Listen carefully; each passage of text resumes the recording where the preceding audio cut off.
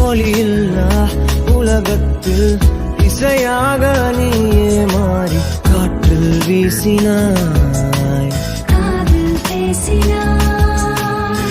மொழியில்லா மௌனத்தில் விழியாலே வார்த்தை கோர்த்து கண்ணால் பேசினாய். 100 ஆண்டு உன்